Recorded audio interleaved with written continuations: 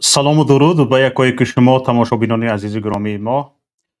Хуш омадед ба барномаи мо, ки имрӯз мо дар бораи Дарязғулом дар яке аз ҷамоати деҳоти вилояти мухтори Кӯҳистони Бадахшон дар ноҳияи Ванҷ суҳбат хоҳем кард. Аниқтараш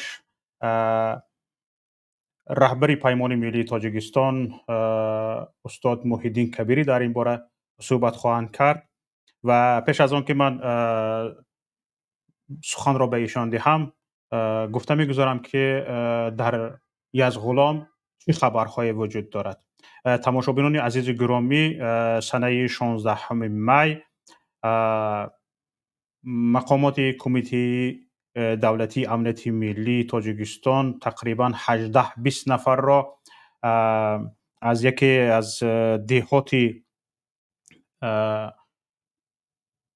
Язғулом гирифта бо худ мебаранд, яъне ба Душанбе интиқол медиҳанд. Ин яъне аз қишлоқи Жамаг. Баъд аз он боз тақрибан бо як қавли 13 нафар, ба як қавли дигар 15 нафари дигарро санаи 18 май бо худ гирифта мебаранд ва яъне ба Душанбе ин сокинон, яъне ҷавононро ба Душанбе мақомоти давлатии амнияти миллии Тоҷикистон интиқол медиҳанд. Боз ҳам як хабаре аз ДОТВ нашр кард, ки як нафар бо номи Хоҷаев Аслиддинро мақомоти амниятӣ аз ӯ ҷойи пинҳон кардани яроқро, силоҳро мепурсанд ва ӯро бо худ мебаранд ва дар роҳ Хоҷаев Аслиддин бо ҳамроҳии корманди амниятӣ ба дарёи Язғулом яъне сарозер мешаванд ва онҳоро аз дарё яъне дошта, аз дарё гирифта тавассути чархбол ба Душанбе интиқол медиҳанд. Мурда ё зинда будани ин амниятӣ ва ё Аслиддин Хоҷаев маълум нест ва ҳамчунин тақдири наздик ба 40 нафар сокинони Язғулом, ҷавонони язғуломӣ то ба ҳол маълум нест. Аз 16 май то ба ин тараф на ба хешовандонашон, на ба ягон каси дигар ягон маълумот надоданд. баъзе аз нафароне ҳастанд, ки оилавӣ, яъне падару писарро ҳам ҳамроҳ бурдагӣ ҳастанд. ҷурми онҳо гӯё ин бошад, ки онҳо ифротгаро ҳастанд ва аммо сокинон мегӯянд, ки ин нафароне ки мақомоти амниятӣ бо худ бурданд шахсони фаъоли ҷомеа ҳастанд ва бештар шахсони боэътибор буда мардум онҳоро ҳурмату эҳтиром мекунад ва асосан мақомоти амниятӣ кӯшиш доранд, ки дар Язғулом нафаронеро, ки як шаъну эътибор доранд, онҳоро яъне боздошт кунанд ва бишкананд, то ин ки мардум гирди онҳо ҷамъ наоянд. ҳоло тамошобинони азиз, тафсили бештари инро, ки бо ин боздошткуниҳо мақомоти амниятии Тоҷикистон аз мардуми Язғулом, умуман аз мардуми вилояти мухтори Кӯҳистони Бадахшон чӣ мехоҳанд, аз устод Муҳиддин Кабирӣ мепурсем ва бештар мехоҳем аз назари сиёсӣ ин масъаларо ба таҳлил бикашанд. Марҳамат устоди азиз, хуш омадед ба барнома ва бифармоед. саломат бошед бародар Шовкатҷон. хуб, ба номи худованди бахшанда ва меҳрубон, ҳамд ва дуруд ба Парвардигори азимушан ва салому дуруд ба якояки шумо ҳамдиёрони азиз. бародар Шавкатҷон, шумо кори маро хеле сабук кардед, чун як муқаддимаи ин суҳбатро бо овардани чанд факту далил аз он чӣ ки дар Язғулом, дар водии Язғулом мегузарад шурӯъ кардед ва банда дигар такроран ин факту рақамҳоро дар ин ҷо нахоҳам овард ва билофосила шурӯъ мекунем аз мавзӯи аслӣ, ки дар Язғулом чӣ мегузарад ва чаро мақомоти қудратии ҷумҳурии Тоҷикистон ҳар соли чанд маротиба дар ин чандин соли охир ба ин водӣ ёриш мекашанд ва مردم این وادی را تحت فشار و تعقیب قرار میدهم.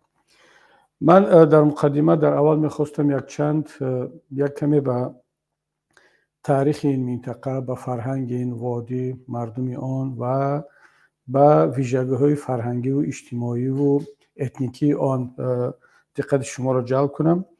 مردم اصلا وادی یزگلام این جزئی از پامیر یا بدخشان بزرگ هست. البته بدخشان برای شما معلوم است که ما بدخشان تاجیکستان داریم، بدخشان افغانستان است و زمان این منطقه یک منطقه خیلی وسیع و یگانه بود، اما بعد از این تبر تقسیم هایی که بین دو امپراتوری، بین امپرای بریتانیا و امپرای روسیه صورت گرفت قبل از حکومت شوروی، یک قسمی از بدخشان، یک قسمی از پامیر در افغانستان موند در زیر پروتکتورات بریتانیای کبیر که اون وقت هنوز پاکستان و افغانستان و هند همه در یک منطقه، در یک جایگی تحت تصرف بریتانیای کبیر بودند و از دریای پنج به این طرف یا از دریای آمو به این طرف در تحت حمایت و تحت تصرف امپرای روسیه باقی ماند و این منطقه بزرگ که از لحاظ فرهنگی، از لحاظ اتنیکی، حتی از لحاظ مذهب هم تقریبا یک لخت هست، اینها به دو تقسیم شدند و وادی یزگلام اون در که قسمت تاجیکی پامیر یا بدخشان قرار داشت، یا طبیعی است که تا به امروز در حیات تاجیکستان است. اما چی ویژگی‌ها دارد؟ وادی یزگلام در ما و شما میدونیم که اکثریت اهالی پامیر بدخشانی تاجیکستان هموطنان شیعه اسماعیلی ما هستند، ولی یک مقداری از اهالی بدخشان از اون جمله وادی یزگلام اینا برادران سنی مذهب هستند ولی هیچ وقت در تاریخ این منطقه ما شاید اگر یگان مناقشه یا برخوردهای جزئی نباشد در سطح محلی ما شاهد آن نبودیم که بین مردم سنی مذهب و شیعه مذهبی بدخشان یگان مشکلی در طول تاریخ صورت گرفته باشد. این بیانگر آن است که این منطقه اگرچه دارای دو مذهبی، هر دو از دین مبین اسلام ولی دارای دو مذهب هستند، با وجود این در یک فضای صلح و آرامش، همدیگر فهمی و همچون یک جسم فرهنگی، اجتماعی و سیاسی یک لخت طول عصرها زندگی کردند و تا امروز به همین شکل آمدند. اما ویژگی دیگری وادی یزگلام، مردم یزگلام در آن است که اگرچه آنها از یک طرف سنی مذهب هستند و با اکثریت اهالی تاجیکستان از این لحاظ مشترکات زیاد دارند، همزمان آنها از لحاظ زبانی، از لحاظ فرهنگ، خیلی از رسم و آیین، تقلیدها اینا جزئی مردم بدخشان هستند. یعنی ما میتوانیم با تمام مسئولیت با باوری بگیم که وادی یزگلام، مردم یزگلام یک پیوندی هستند بین بدخشان و باقی مانده قسمت‌های تاجیکستان که از لحاظ اعتقادهای سنی با دیگر بخش تاجیکستان تعلق دارند، اما از لحاظ اتنیکی، اجتماعی، فرهنگی تعلق دارند به مثل دیگر هموطنان عزیز پامیری ما به اون منطقه پامیر. و ویژگی مردم یزگلام هم برای ملت تاجیک، برای تاجیکستان در همین است که میتوانند یک نقش پول یا نقش انتقال دهنده فرهنگ ها، تمدن ها یا زبان ها و افکار اندیشه را در رابطه پامیر با دیگر قسمت های تاجیکستان ببازند. اما چرا این مردم این وادی در سالهای آخر دچار این مشکلات شده است؟ من فکر میکنم که مشکلات وادی یزگلام را از مشکلات باقی مانده منطقه های پامیر جدا کردن در کار نیست. یعنی وادی یزگلام جزء جدا نشونده پامیر هست، بدخشان تاجیکستان هست و هر مشکلی که در وادی یزگلام سر میزند رخ میدهد این جزء مشکلات پامیر در سطح وسیع‌تر حساب می شود.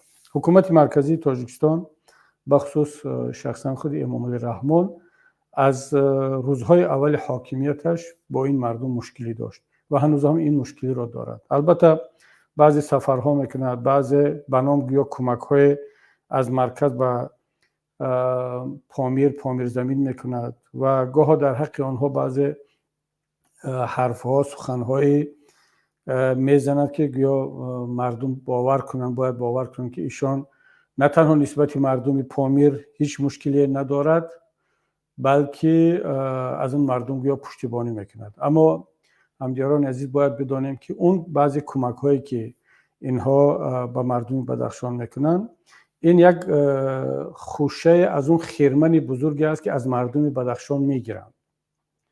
یعنی شما این مثل همون است که از مردم بدخشان 100 میگیرند و 10 بر میگردانند و اون 10 برگردانده خود را باز منت میگذارند بالای مردم، بالای بدخشانی ها و مردمی آنجا که گویا که از مرکز ما داریم شما را کمک میکنیم. حتی یاد دارم در یک صحبتش در خاروخ به یک حالت منت بار کردن به این مردم گفته بود که شما هیچ چیز ندارید، هیچ تولید نمیکنید، اصلا ما هستیم که شما را کمک میکنیم. اما باید گفت که اگر حکومت مرکزی واقعا بخواهد که مردم پامیر رشد کند، اصلا این منطقه که یک منطقه خیلی هم زیبا، خیلی هم منطقه سیاحی هست و مردم خیلی هم مهمان نواز، مهنت دوست دارد و اصلا مردم دارد که شیفته علم هستند، شیفته فرهنگ هستند، شیفته دانش هستند و جدا از اون ثروت‌های زیرزمینی با که بدخشان، هر دو طرف بدخشان، هم افغانستان و هم تاجیکستان معروف است، بزرگترین سرمایه این منطقه مردمش است. مردم مهنت دوست، علم دوست، دانش پرور و خیلی مردم جوانمرد. و خود این سرمایه میتواند نه اینکه بدخشان را بخوراند و بپوشاند، بلکه من مطمئنم که اگر یک سیاست درست در تاجیکستان میبود، سیاست منطقه‌ای، این منطقه تاجیکستان هم تبدیل به یک منطقه گلگشکوفانی پیشرفته از لحاظ اقتصادی، سیاسی، فرهنگی میبود و هم دیگر منطقه تاجیکستان را میخوراند و میپوشاند. وقتی که ما میگیم پامیر دروازه تاجیکستان است، واقعا این درست است. دروازه تاجیکستان به سمت چین و به سمت یکی از قسمت‌های قرقیزستان هست و دروازه ما به سمت افغانستان هست. اما متاسفانه در شعار ما او را دروازه تاجیکستان نام کردیم، اما در اصل اون را یک میشود گفت که حولی پس خانگی هست، نه اون حولی یا که اون قسمت زمین یا زمین نزد حولی که در پیش است، بلکه در پس افتاده است و همیشه حکومت تاجیکستان اگر کمکی هم کند 100 میگیرد، 10 بر میگرداند و باز منت هم بار میکند. و علاوه به این منطقه سال نیست که یک مرتبه امام علی رحمان ارتش نکشد، قواهای مسلح، امنیت، پلیس را نفرستد و سرکوبگری، کشتار و تجاوز و دیگر نمودهای فشار بالای مردم میارد. و اخیراً اون مشکلاتی که در پامیر رخ داد و یکی از جوانان غیور ناحیه روشان در نتیجه کشته شد، به شهادت رسید، اون هم در زمینه آن بود که یکی از نمایندگان مقامات قدرتی تاجیکستان میخواست به ناموس یکی از خواهرانی در آنجا بوده دست درازی کند که جزای مناسبش را از طرف این جوان و جوانان غیور گرفت و در نتیجه این بهانه شد برای حکومت مرکزی تا اینکه بار دیگر لشکر بکشد. اما چرا وادی یزدگلام، چرا مردم یزدگلام بیشتر در این شب و روزها مورد تحقیر و فشار قرار گرفته ایستادند؟ من پیشتر هم گفتم که اهمیت این وادی برای تاجیکستان، برای منطقه چی هست که این یک هم از لحاظ فرهنگی و جغرافی یک پل هست بین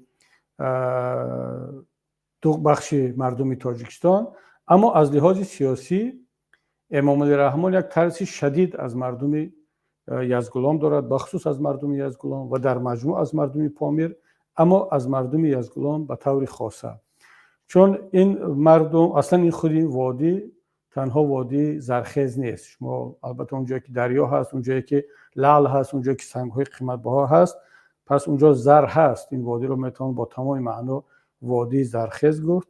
اینچنین این وادی یک وادی مردخیز هم هست.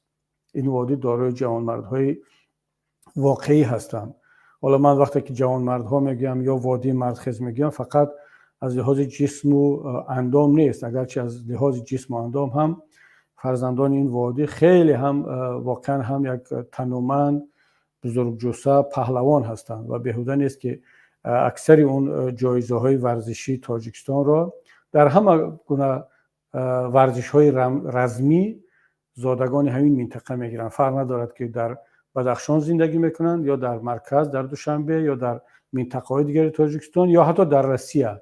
اخیراً ما شاهد دستاوردهای بزرگ زادگان این دیارمان شدیم که هم از نام تاجیکستان، هم از نام فدراسیون روسیه و هم از نام کشورهای دیگر در مسابقه‌های با نفوذ بین‌المللی صاحب جایزه‌ها شدند و این واقعا باعث فخر ما همه تاجیکان عالم میباشد. اما همین بزرگی، همین خوش‌اندامی، دانش پروری، مهنت دوستی و جوانمردی این منطقه باعث بلند شدن با وجود آمدن رشک و کینه و نفرت از طرف مقامات قدرتی تاجیکستان بخصوص رهبریت اول کشور نسبت این منطقه گشته است. از طرف دیگر مردم وادی یزدگلام همونطوری که گفتم که در مجموع مثل دیگر بخش‌های پامیر مردم مهنت دوست و دانش پرور هستند. بخصوص مردم وادی یزدگلام یک مردم بسیار هم اعتقادمند به دین مبین اسلام، مردم خیلی هم ارزش محور می باشند و این مشکلی آنها را بیشتر کرده است در مقابل حکومت امام علی رحمان.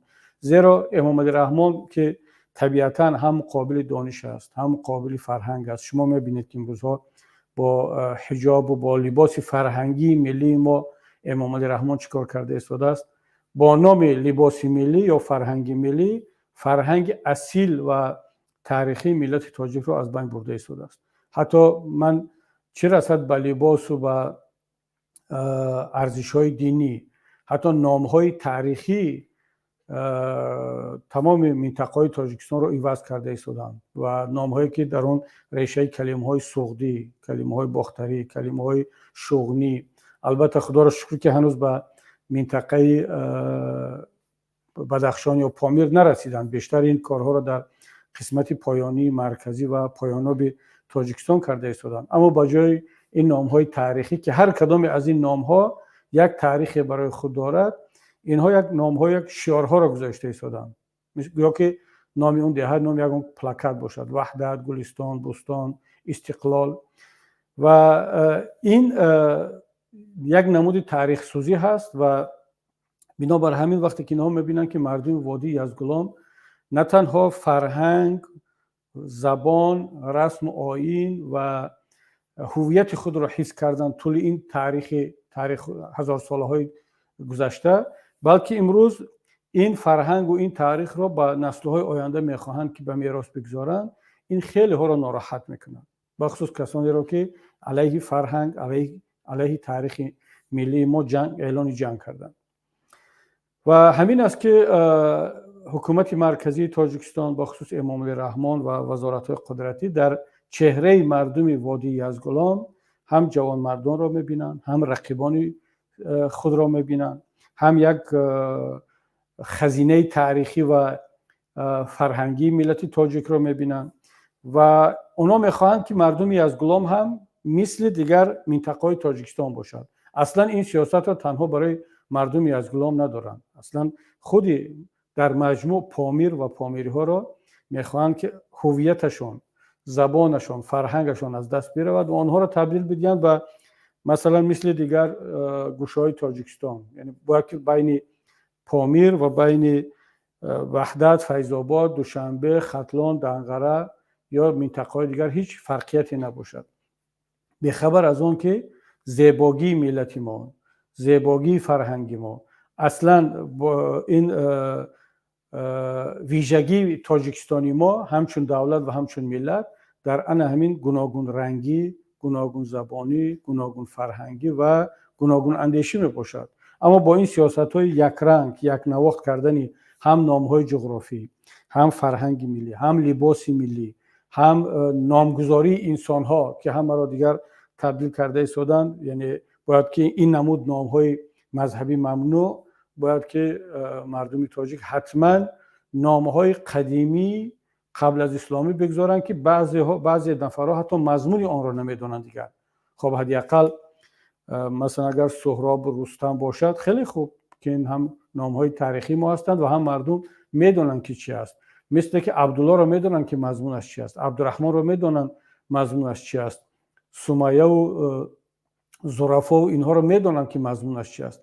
اما حالا به طور اجباری مردم رو میخوان که یک نامگذاری شود که اصلا شاید در کدام کلمه قبل از اسلامی هست یا نام قبل از اسلامی، اما امروز در جامعه ما اون بار معنوی و فرهنگی خود را از دست داده است. اما اینا طور رفتار میکنن که میخواهی نمیخواهی، همون طوری که یک زمان در طول تاریخ میآیند دین مردم را عوض میکنن، فرهنگ مردم را عوض میکنن، نامهای جغرافی و نامهای افراد را عوض میکنن و این ملت تاجیک در طول تاریخش بارها این گونه عوض کردن ها را از سر گذرانده است. حالا باز یک بار دیگر این چنگیزیان جدید با همون سیاست نیوچنگیزیسم خودشان یا نیوبالشویکیسم خودشان میخوان یک بار دیگر باز ملت را به مجبوری توسط جریمه کردن، زندانی کردن و به حاشیه راندن باز یک بار هویت و تاریخ را عوض کنند. و یکی از اولین قربانیان این سیاست‌های جدید میتواند مردم پامیر و از همه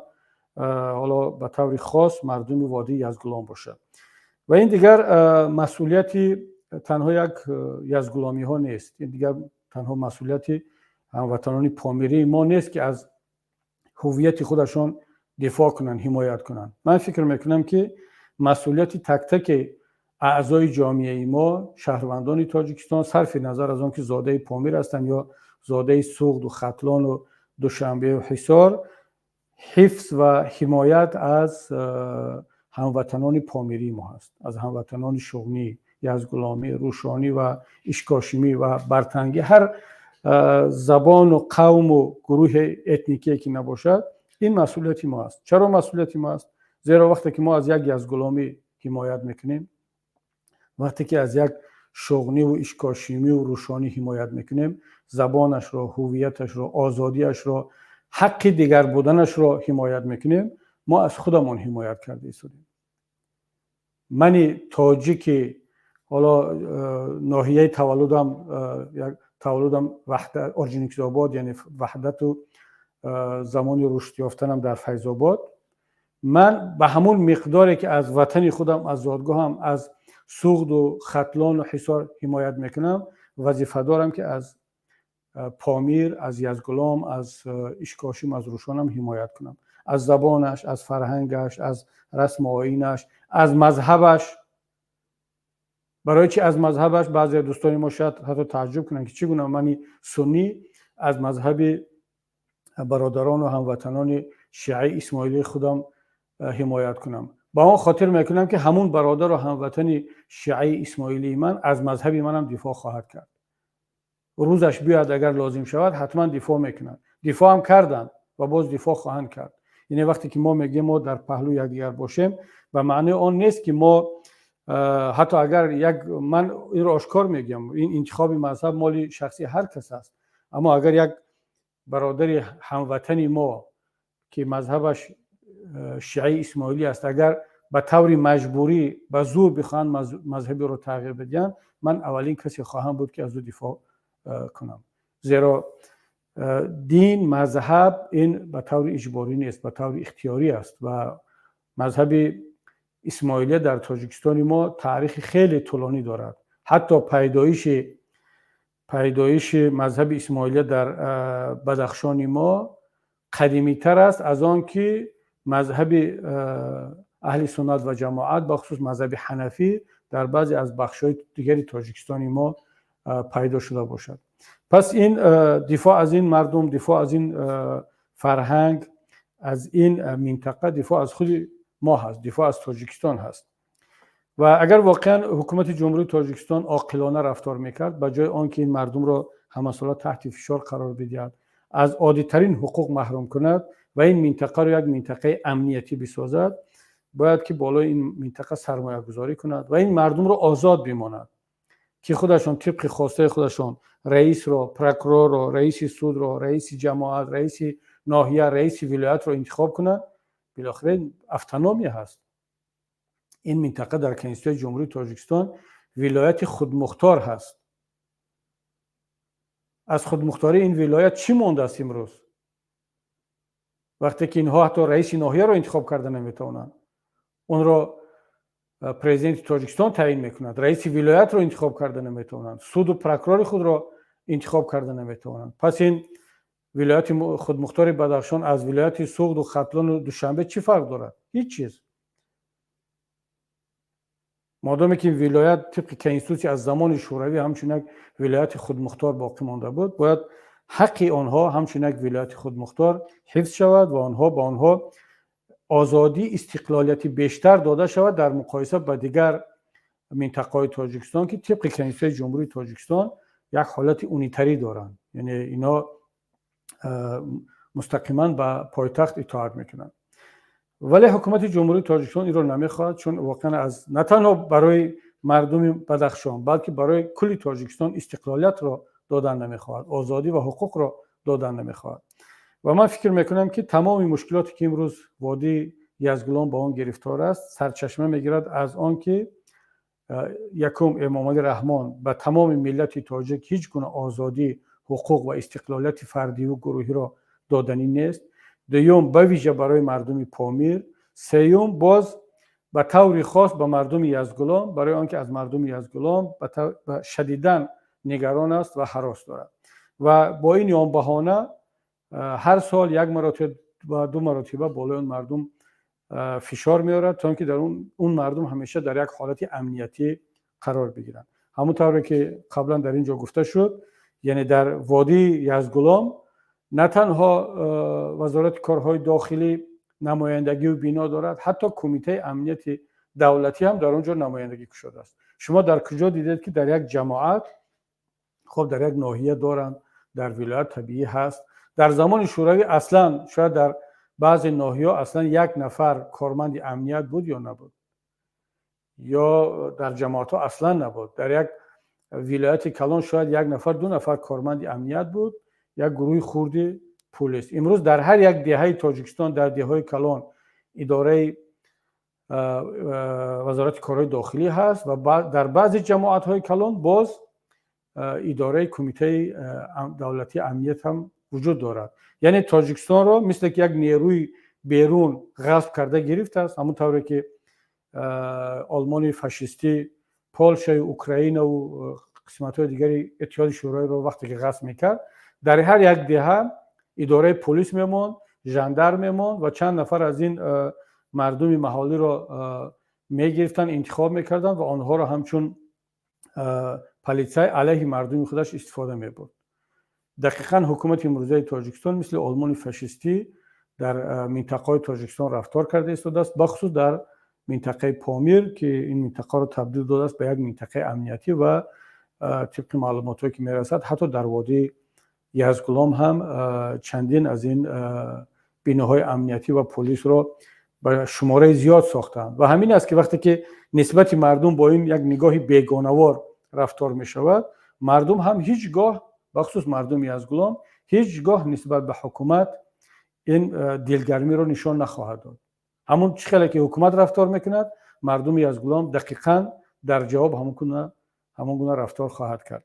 پس چی باید کرد؟ اگر حکومت جمهوری تاجیکستان، اگر امام علی رحمان یک کمی از سیاست‌های عاقلانه کار میگرفت، باید این مردم رو به حال خود میگذاشت و این مردم اجازه میداد که مستقلانه خودشان طبق رسم و آیین، فرهنگ، زبان و اون عنعنه‌هایی که دارن خودشان رهبریت خود رو انتخاب میکردن، خودشان مراسم‌های خود را میگذراندن و اونها احساس میکردن که در یک تاجیکستان آزاد و مستقل زندگی دارن. شما بعد از اون بعد میدیدید که این مردم چگونه به حکومت مرکزی مناسبت میکنن.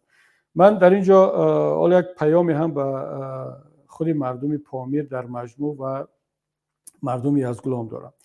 شما دیگر دیده ایستادید که حکومت مرکزی با شما چگونه مناسبت میکند. یک مناسبتی کاملا بیگانه‌وار، یک مناسبتی که گویا یک حکومت بیگانه آمده باشد از یک کشوری بیگانه و این منطقه را غصب کرده باشد، تصرف کرده باشد و اون را تبدیل کرده است به حالت امنیتی، زیرا با مردم محلی دیگر باور ندارد. اگر باور می‌داشت هیچگاه начальник میلیسیا و پروکورور و امنیت و دیگر مسئولین رو از منطقه‌های دیگر نمی‌گذاشت به هیچ وجه. چه مگر همون مردم محلی خودشون کادر ندارن؟ کادر دارن، اما همین که از منطقه‌های دیگر بخصوص از منطقه ختلان و از دنقره و از اون منطقه می‌گذارد، پس معنی رو دارد که به مردم محلی باور ندارد. یعنی یک حکومت اکوپاسیونی است که به اهالی محلی باور ندارد. من پیشتر مثال آلمان و جاهای دیگر هم آوردم. مثلا در افغانستان همسایه هم همین گونه شده ایستاده است. در منطقه‌ای که باور ندارن مقامات مرکزی میارن در نمایندگان خود را در اونجا از قومیت‌ها و زادگان محل دیگر تعیین کرده ایستادند که باعث خشم و نفرت و ضدیت و اعتراض شده ایستاده است و همین اعتراض هم طبیعی هست.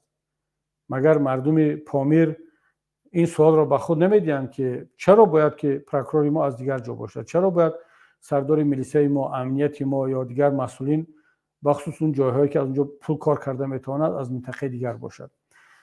پس این پیام این است که ما و شما باید دیگر آگاه باشیم و ببینیم، واقعیت رو باید اعتراف کنیم که حکومت جمهوری تاجیکستان به خصوص شخصا امامعلی رحمان و وزیران قدرتی و مردم پامیر در مجموع با یک نگاه بیگانه نظر میکنن و با نظرداشت این باید درباره آینده این منطقه فکر کرد.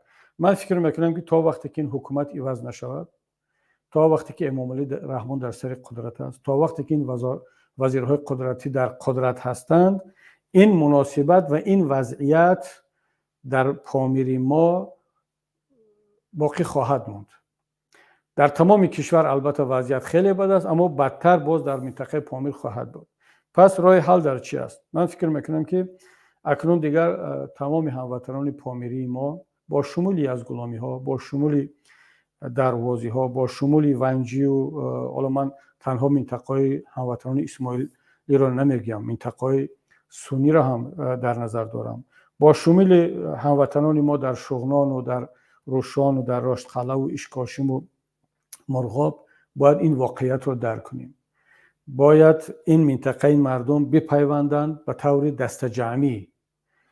این معنی ندارد که آنها فردا بروند اعتراض کنند و میتینگ کنند و باز یک یورش نوبتی امامعلی رحمان در این منطقه صورت بگیرد. نه، من تنها به طور فکری با اندیشیدن به این نتیجه باید برسیم که باید این مردم دیگر در یک جایگی با نیروهای سالم جامعه و من این کفالت را میدیم که پیمان ملی تاجیکستان که مجموعی از چند حزب و حرکت‌های ملی تاجیکستان هست، این برنامه را دارم که بعد از تغییر حاکمیت در تاجیکستان اولین اقدامی که خواهد شد این بازنگری مناسبت مرکز، مناسبت دوشنبه با تمام منطقه‌های تاجیکستان به خصوص با پامیر و بدخشان تاجیکستان است.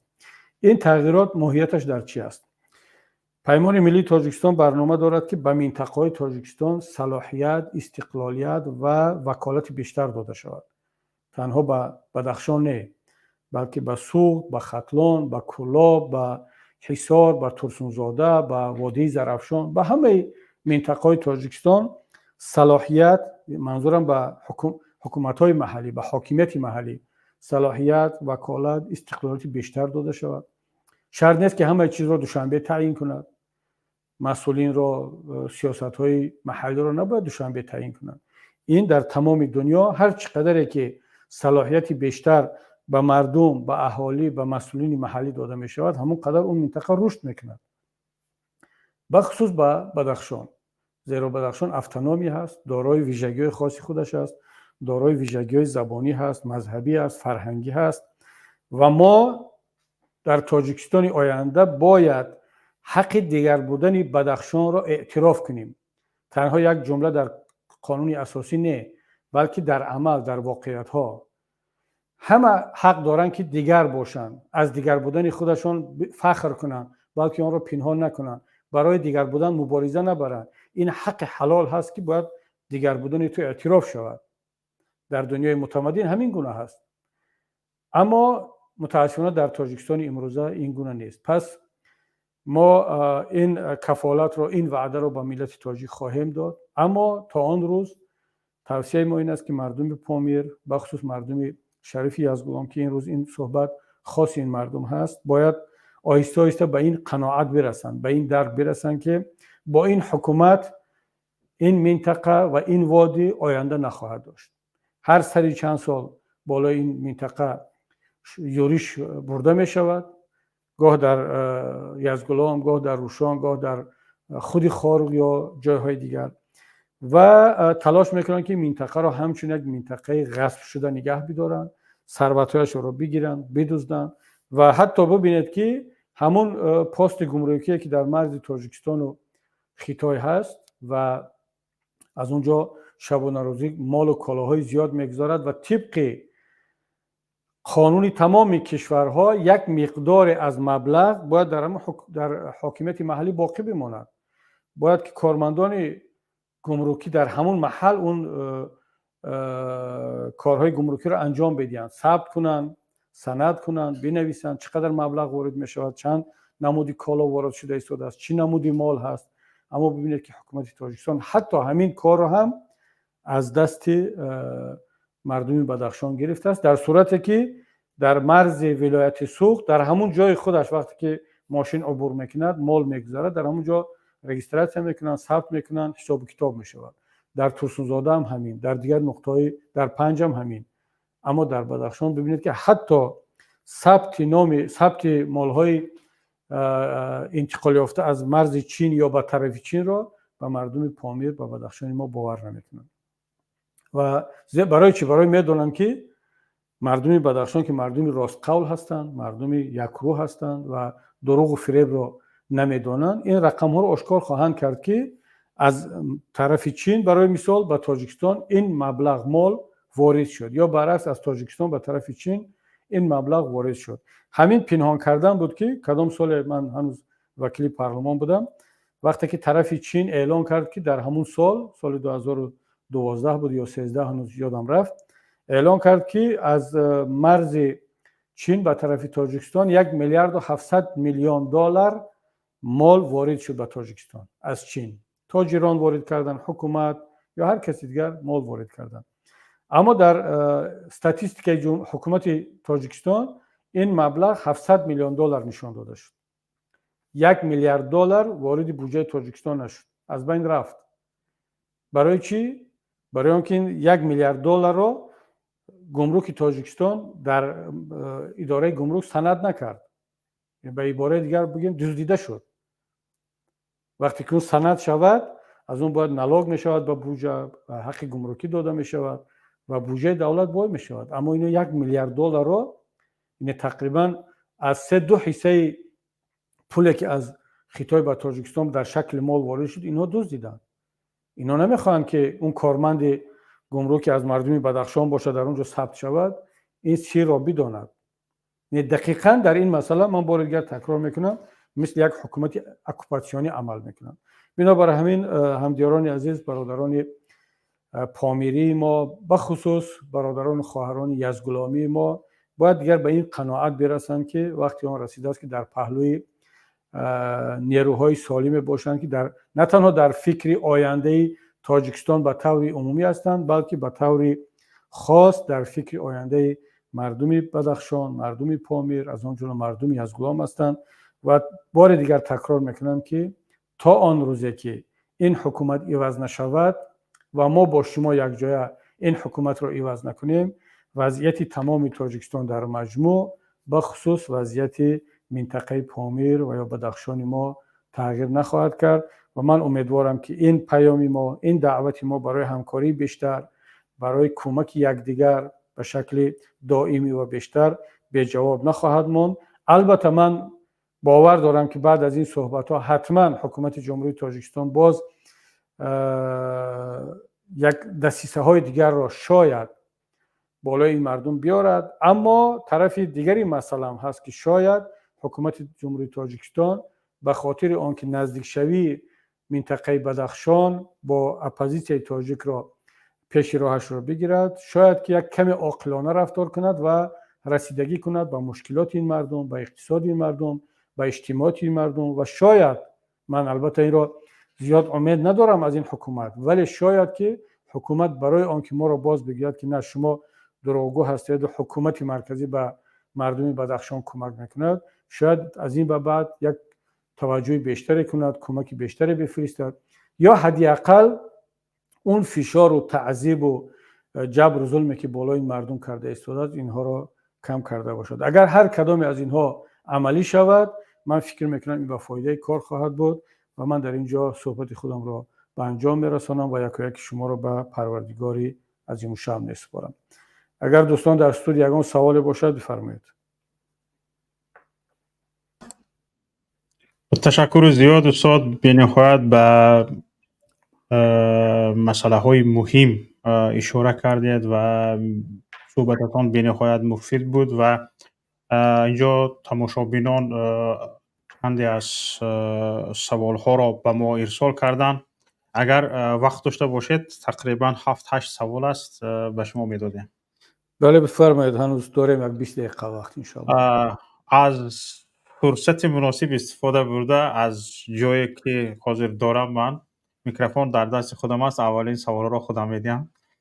شما استاد اشاره کردید، گفتید که اگر پیمان ملی تاجیکستان به سر قدرت آید به منطقه های تاجیکستان یعنی به سوبیکت های تاجیکستان حقوق های بیشتر میدهد، یعنی تاجیکستان از یعنی اصول دولت دوری اونیتری به فدراتیوی میگذارد چی؟ نه به هیچ وجه. ما معنی حرف ما به کشور فدراتیو یا جمهوری فدراتیو گذاشتن نیست، بلکه به منطقه دادن صلاحیت و وکالت بیشتر در چارچوب یک حکومت یا کشور اونیتری هم میتوان رسید و مثلا آنه که رئیسان ولایت ها، رئیسان ناحیه ها، رئیسان جماعت ها، سودها، بخصوص سودها از طرف خود مردم مستقیما انتخاب شوند، این با فدراتیو بودن یک کشور هیچ ربط ندارد. در یک دولت اونیتری دموکراتی و حقوق بنیاد هم میتوانند مردم خودش نمایندگان خود را انتخاب کند و شرط نیست که رئیس هر یک جماعت و ناحیه را پرزیدنت تاجیکستان یا سروزیر تعیین کند. من وقتی که درباره دادن صلاحیت و وکالت‌های بیشتر به منطقه صحبت میکنم، منظور این تعیین مسئولین هست، منظور این در محل ماندن یک مقدار از اندازها هست و یک مقدار از باج و خراج گمرکی هست و دادن صلاحیت بیشتر به مقامات محلی برای آنکه خودشان در اساس اون واقعیت‌های منطقوی خود، جغرافی خود و حتی بعضی منطقه‌های ما میتوانند که رابطه‌های مستقیم در تجارت با کشورهای خارجی برقرار کنند. برای مثال منطقه‌های نزدیک سرحدی ما، اون چیزی که حالا با افغانستان به یک شکل بسیار ساده و پریمیتیوی بازارهای نزدیک سرحدی تشکیل شده است، ما نه تنها بازارهای نزدیک سرحدی فقط با افغانستان داشته باشیم، ما میتونیم منطقه‌های آزاد داشته باشیم که در هر یک ولایت، بالاخره هر یک ولایت ما با یک از کشورهای خارجی هم سرحد است، یکیش با چین، یکی با ازبکستان، یکی با قرقیزستان، یکی با افغانستان و اینها بتوانند تجارت های مستقیم طرفین رو براه اندازند و منظور از دادن صلاحیت و وکالت بیشتر به منطقه این گذاشتن به شکل فدراتیوی دولت نیست، بلکه در چارچوب یک دولت اونیتری هم میتوان به آن رسید. اما با ولایت بدخشان صلاحیت و استقلالیت بیشتر داده می شود برای آنکه این ولایت خودمختار هست. طبق کنستیتوی جمهوری تاجیکستان باید که با او این گونه صلاحیت داده شود و پیمان ملی تاجیکستان در این باره فکر کرده است. ما در برنامه خودم داریم و آماده این عملی کردن آن هستیم. تشکر زیاد. سوال اول این است که چرا از پی این همه بازداشت و فشارها علیه فعالان جامعه صدای مردم بلند نمی شود؟ نظر شما چیست؟ نظری من، جواب من خیلی ساده و روشن هست. برای که مردم میترسن. حکومت جمهوری تاجیکستان از روز اول، از وقتی که محمد رحمان سر قدرت آمد، با گفته آشنایش دوستش لوکاشنکا پولمیات در گردنش وارد دوشنبه شد، تا امروز بالای مردم تاجیک خودش رو با واسطه زور و سلاح تحمیل کرده است. محمد رحمان و حکومتش نه با اقتصاد پیشرفته مردم را قانع کرده میتوانند، نه با سواد و دانش خودش، نه با یگان دستاورد علم و تکنیکی و فرهنگ و استحصالات و با این امام رحمان با دو سیاست حکومت خودش رو در تاجیکستان تحکیم بخشیده است و ادامه میده. یکی سرکوب، زوراوری، خشونت، دیگری مهاجرت. یعنی اونهایی که در داخل اول کوشش میکنند که جوانان تاجیک رو به خارج روان کنند، بفرستند برای کار کردن در روسیه، بگذار جوانان تاجیک، مردان تاجیک و حالا زنهای تاجیک هم ملکه رفته ایستادن، بگذار در خارج کار کند، از طریق بانک های امام رحمان مبلغ بفرستد تا اینکه او از این درآمد خود را بگیرد. این یک. دوم، باقی مانده مردان را در داخل کشور با سیاست سرکوب کردن، با زوراوری بترساند و تحت کنترل خود بگیرد. بنابر همین در چنین شرایط طبیعی است که مردم دیگر خاموشن، از حقوق خود دفاع کردن نمیتوانند. اما سوال این است که تا به کی آیا ملت تاجیک باز آماده است که 30 سال دیگر به همین منوال در زیر فشار، سرخمی و در یک حالت نیم غلامی به سر برد که به این هم دیگر هر روز یا زده می شود یا کشته می شود، یا از طرف پلیس روسیه کشته می شود، یا اینکه در اونجا همچون غلام و بطرک کار میکنه، یا از طرف حکومت رحمان؟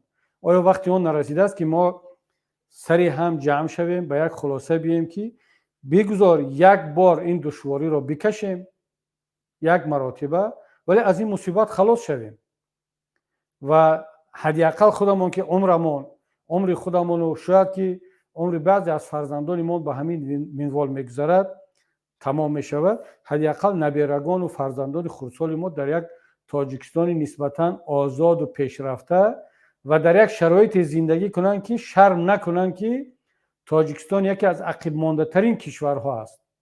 تاجیکستان یکی از سرکوبگری ترین کشورها است.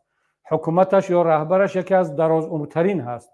33 سال در حاکمیت بودن. به فکر من شاید در دنیا یک یا دو نفر دیگر باشد. از این بیشتر دیگر ما نداریم. این واقعا عیب است، شرم است. من فکر میکنم که ترس عامل اساسی آن است که ملت تاجیک دیگر این همه را تحمل میکند و ببینید و از همه جسورترین مردمی تاجیکستان هم باز همون وادی بدخشان و مردمی از گلام است که ما پیشتر درباره‌اش صحبت کردیم و وضعیت همین شده است که هر کی جسورتر است، هر کی آگاهتر است، هر کی داناتر است در حکومت رحمان بیشتر عذاب میکشد و اون در حکومت رحمان راحت دارد که یا چاپلوس است یا که زامبی شدگی است یا اینکه همون جزء تملق‌کاران و اوانگارد هست یا دیگر اصلا حیثیت و هویت خود را تا اون حد سرکوب کرده است که دیگر آماده است که همه گونه ظلم و ستم و بی‌ناموسی را تحمل کند، اما مهم که با او دیگر نرسند. بنابر همین من فکر میکنم که ترس در اینجا عامل اساسی میباشد. تشکر زیاد. سوال نوبتی این است، میگویند که در یزغلام امام علی رحمانوف قصد سالهای جنگ شهروندی را میگیرد، عموما در ولایت مختار کوهستان بدخشان، در همه جا. سوال به شما این است که اگر شما هم بیایید به سر قدرت، باز شما هم چند سال دیگر از پی قصاص میشوید؟ من به این فکر راضی هستم که امام علی رحمان نه تنها از مردم یزغلام و نه تنها از مردم پامیر بلکه در مجموع از ملت تاجیک قصدهای خود را میگیرد، انتقامهای خود را میگیرد و چندین مسئله از چندین موضوع هست که امام رحمان به هر کدام آنها از مردم انتقام گرفته ایستاده است. اما ببینید سیاست انتقام، سیاست قصد گرفتن، این سیاست درست نیست. اون چیزی که اگر ما هم همین رفتارهای امام رحمان رو تکرار کنیم، پس میتوان گفت که وای بر حال این ملت. اولین کاری که حکومت بعد از رحمانوف اگر از پیمان ملی تاجیکستان یا از نیروهای ملی باشد، اولین کاری که میکند این اعلان یک عفو عمومی هست برای همه کسانی که در حکومت کار میکردن، اما اون کسانی که به طور عمدن برقصدانه دیده و دانسته بعد این همه هشدار و بعد این همه آگاه کردن ما باز هم دست به غارت مردم میزنن، باز دست به تجاوز و به کشتار میزنن، باز هم دست به آن میزنن که میارن مادران را اذیت میکنن، خواهران را حجابشون را از سر میکشن، برادران و هموطنان ما را ریش میتراشن و این همه عذاب و فشاری که بالای خانواده های مخالفین هست و اونایی که ما اینها را ده ها مراتبه آگاه کرده ایستادیم که برادران، هموطنان، کسانی که در حکومت کار کرده ایستادید، دیگر این بهانه نمیگذارد که من سفارش را اجرا میکردم، من علاج نداشتم. علاج دارید. ما میدونیم ده ها نفر از فرزندان همین ملت را که در مقامات قدرتی کار کرده ایستادند، اما ما آگاه هستیم و ما میرسد این خبرها که در جای لازمی، در وقت لازمی از عملی کردن اون امر و سفارش های جنایتکارانه و غیر قانونی خودداری میکنند. این گونه مثال ها هست و اینا هم روی خط میشوند. اون کسانی هم که این جنایت ها رو صادر میکنند اونها هم روی خط میشوند. ولی در مجموع یک عفو عمومی باید اعلان شود و هیچ کس رو به خاطر اندیشش، به خاطر آن که فقط طرفدار امام علی رحمان بود یا طرفدار آن سیاست‌های جنایتکاران رحمان بود نباید به جوابگری کشیده شوند. وگرنه ما در یک سلسله حادثه‌های گرفتار خواهیم شد که باز امام علی رحمان الان انتقام میگیرد از مردم پامیر و بدخشان و طرفداران حزب نهضت اسلامی تاجیکستان اینات، باز ما سر قدرت بیایم از طرفداران رحمان انتقام میگیریم، با بعد از ما یک کسی یک گروه دیگر بیاد باز از ما دوباره انتقام میگیرد. این دولت سازی و ملت سازی نخواهد بود، بلکه باید در یک نقطه باید که استاپ کرده شود. این روندی غیر ملی و غیر منصفانه و پیمان ملی تاجیکستان آماده است که این روند رو متوقف سازد و از اون به بعد واقعا اون آشتی ملی، اون سازشنامه صلح، اون همدیگر بخشی که در سال 1997 امضا شده بود، اون حتما 100% تطبیق خواهد شد. زیرا امام علی رحمان این سازشنامه رو و اون سند عفو همدیگر بخشی رو نه تنها اجرا نکرد، بلکه اون رو پاره پاره کرد، ویران کرد، لگدمال کرد که تا امروز ما اون حادثه‌ای که در بدخشان و در یزدگلان و در منطقه‌های دیگر می‌گذرد، این نتیجه پامال کردن همون سند همدیگر بخشی و سازشنامه عمومی است. تشکر زیاد. سوال نوبتی این است: در تاجیکستان همین خیلی گپ هست که رحمانوف بعد از اروپا رفتنش و روسیه رفتنش دبرو گرفته آمدگی است تا به چنین عملهای ضد دینی و ضد انسانی دست نهد و مردم را سرکوب کند. من فکر نمیکنم که کسی به امام علی رحمان برای این عملهای ضد دینی و ضد مردمی دستور بدهد و امام علی رحمان با کسی این را هماهنگ کند. تا جای من میدانم، من بالاخره در سالهایی هم که وکیل پارلمان بودم، رئیس حزب، با مقامات بلندپایه روسیه صحبت میکردم و با مقامات بلندپایه اروپایی و کشورهای دیگر همسایه و هنوز هم که در تماس هستیم. مطمئنا این را بیان میکنم که هیچ کشوری به امام علی رحمان دستور نمیدهد، حتی خیتای هم این دستور را نمیدهد که نسبت مردم خودش این گونه ظلم کنند. برعکس بعضی ها با اظهار نگرانی میگویند که یک کمی باید که از این سیاست‌های خود دست بکشد. اون چیزی که امام علی رحمان با ملت تاجیک میکند، این از داخل، از قلب او برمیاد، از ذهن او میتراود و این سیاست‌های شخصی خودش است. ما نباید مثلا بعضی‌ها ساده‌لوحانه میگن که مشاورانش با او این مشورت‌ها رو میدن یا کدام سازمان خارجی این مشورت‌ها رو میدن.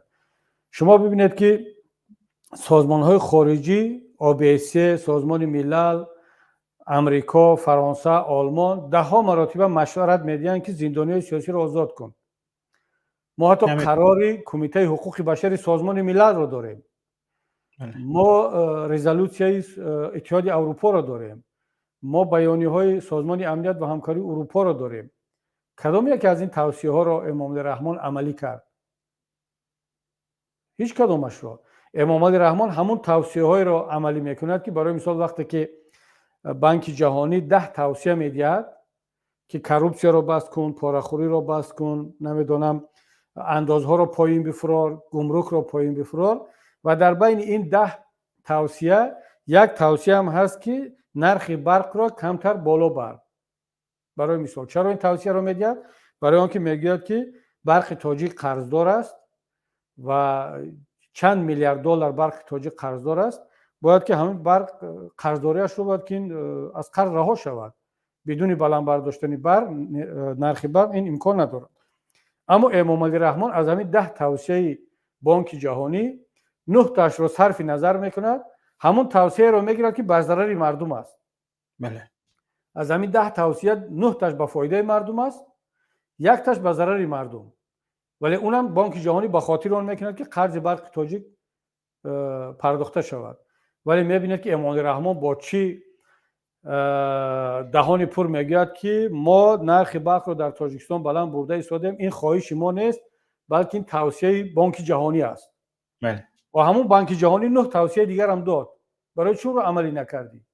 بنابراین یک وقت من با کارمندان بانک جهانی هم که وقتی در دوشنبه بود ملاقات بود گفتم که شما وقتی که یک پاکت پیشنهادها رو به حکومت رحمانوف میکنه و یکی از اون پیشنهادهای شما مثلا بلند بردن این نرخ است، امام رحمان همون 9 تاش رو میپرتد، یکی رو میگیرد، بعد باز بالای مردم بینت بار میکند که این عیبی من نیست، من نمیخواستم اما بانک جهانی فشار آورده است. بنابر همین تا این درجه ساده لوح نباید بود و باید ما و شما قبول کنیم که آنچه که در تاجیکستان میگذرد و اون فشارهایی که هست این همش تراویده از ذهنیت و عقل و دانش و قلب رهبریت کشور است. تشکر استاد. یک سوالی که اینجا هست الکی شما جواب دادید، چون اینجا گفته شده است که پس از رحمان و بدخشان حقوق مختاریتی حقیقی داده می شود و یا مختاریش از بین برده می شود. به این سوال شما جواب گفتید. سوال نوبتی این است، شاید آخرین باشد. اگر مردم شورش کنند، قوه‌های چین و روسیه آیا حق دارند مردم ما را سرکوب کنند؟ چون این گونه خبرها هم هست. هیچ کشور حق ندارد که در امور داخلی تاجیکستان دخالت کند و در امور داخلی کشورهای دیگر.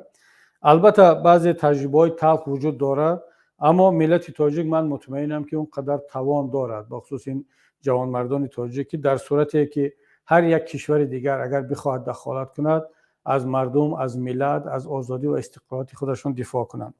و این گونه آوازها دقیقاً برای ترس دادن مردم است.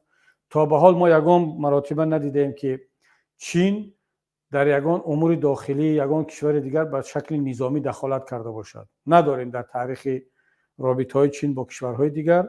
روسیه هم امروزها مشغول جنگ با اوکراین هست و حتی همتون میدونید که از میز زیادی نیروهای روسیایی در تاجیکستان در 201 دیویزیا با اوکراین فرستاده شده است و اصلا روسیه هم هیچ رغبت و توان دخالت در امور کشورهای دیگر رو ندارد. اگر بخواهد هم نمیتواند کرده. برای مثال در جنگ آذربایجان و ارمنستان اگرچه با درخواست ارمنستان باید دخالت میکرد، دخالت نکرد. این بیانگر اون است که روسیه هم دارد آهسته سیاست‌های خودش رو در منطقه تغییر میدهد. بنابر همین مردم باید به این گونه آوازها باور نکنند، چون که این گونه آوازها به اون روانه شده است میتواند از طرف خود مقامات دولتی تاجیکستان هم پنگ کرده شود تا اینکه باز روحیه مردم رو بیشتر بشکنند و مردم رو ناامید کنند که مردم دیگر اصلا به این باور رسیده باشند که دیگر آنچه که در تاجیکستان هست میگذرد، این به طور دائمی هست، هیچ امکانیت خلاص شدن از این وضعیت بد در تاجیکستان دیگر وجود ندارد.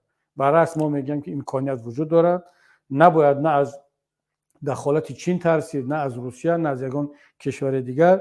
باید تکیه اولش به پروردگار، بعداً به خود این ملت کرد و مثل همه ملت‌های دیگر تلاش کرد تا اینکه یک آزادی و استقلالیت پوره را به دست بیاریم و در یک وطن آزاد پیشرفته همون تاجیکستانیان، فرق ندارد چه طرفدار امام رحمان باشند چه مخالف امام رحمان، در یک وطن یگانه در آینده زندگی کرده بتوانیم.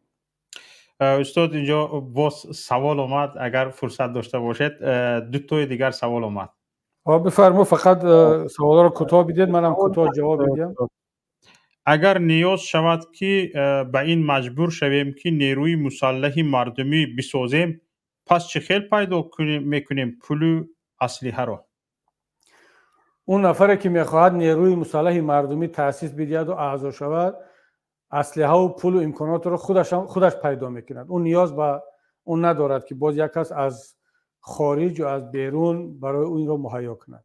اون برادری که این سوال را داده است یا خواهر است، هر کی باشد، حتما وقتی که در ذهنش این چی آمده است خودش هم میداند که این امکانات رو از کجا بگیرد. چرا در آسیای میانه یک برنامه اسلام ستیزی و بدبینی نسبت دین و دینداران دیده می شود؟ حتی در روسیه این کار دیده می شود. این برنامه از کجا منشأ می گیرد؟ همچون یک سیاستمدار به نظر شما در این کار خودی خدای دست دارد یا نه؟ بسیار سوال خوب. ببینید، منطقه‌های پساشوروی به غیر از اوکراین، به غیر از گرجستان، حالا ارمنستان و کشورهای بالتیک، دیگر همه کشورها از آن جمله روسیه و کشورهای آسیای مرکزی، اینا کشورهای دیکتاتوری هستند. دیکتاتور از همه گونه اندیشه آزاد، از همه گونه فکر و عقیده که میتواند پیش روی دیکتاتور را بگیرد میترسند. حتی در روسیه هم دیگر نیروهای لیبرال دموکراتی مستقل آزاد دیگر نموند. آخران نفرش همون نوالنی بود که رو در زندان کشتند.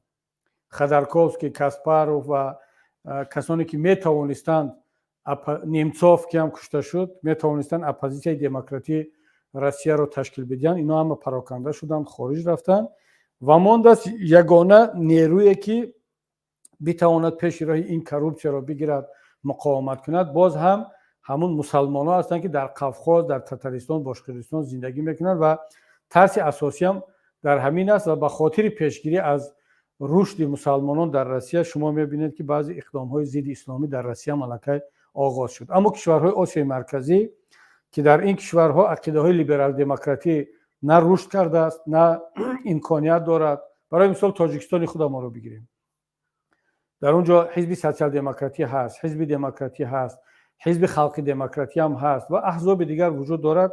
هیچ کدام از اونها طرفدار ندارند. در ازبکستان هم همین است، در ترکمنستان و حتی در قرقیزستان هم وضعیت همین است.